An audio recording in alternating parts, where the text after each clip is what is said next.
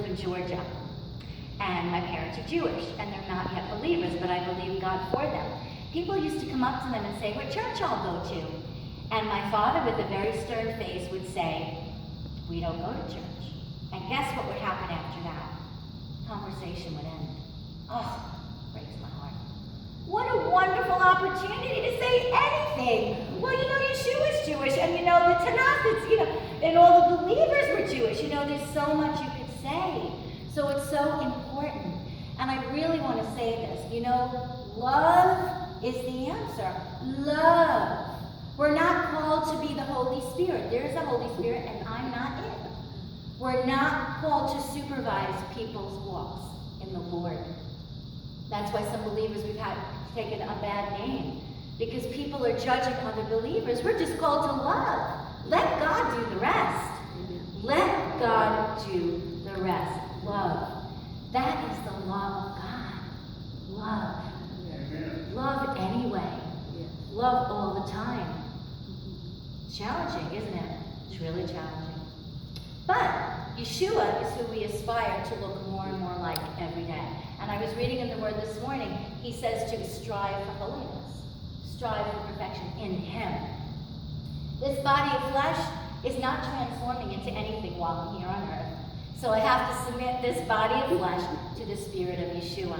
I can do all things through Yeshua the Messiah who strengthens me. Amen. Right? Yes. My God has triumphed valiantly, so I have triumphed valiantly in Him. Yes. And I am an overcomer. And the abundant life is the life of me and my Lord. That's that relationship. It's not anything anyone can ever take away, because it's inside. That relationship with the Lord, it's so deep. No one can ever take that from me.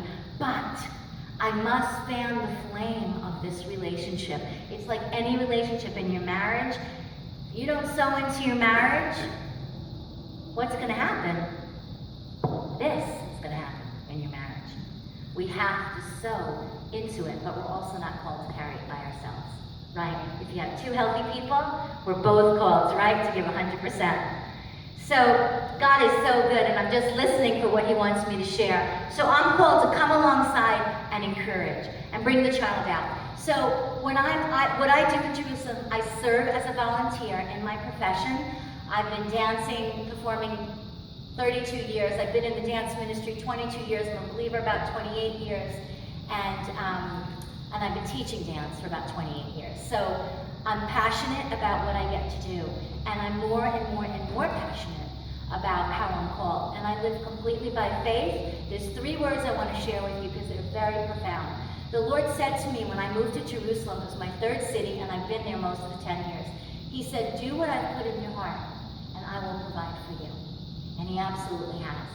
One day on the grocery store line, He said to me, not doing anything spiritual and waiting on the grocery line, He said, "All your dreams will come true here." And I said, "Okay." I just said, "I receive, okay." And He also said to me that He was going to heal me of everything that I needed to be healed from. He's such a good daddy. Yes. Sometimes you may find yourself, someone wants to suck the life out of you. You know what I have to give you? Yeshua. What else? Yeshua. And what else? Yeshua. That's what I have to give you. I have nothing in myself to give you. Yes, that we will do greater things. Yeshua said we will do greater things than He ever did. Yes.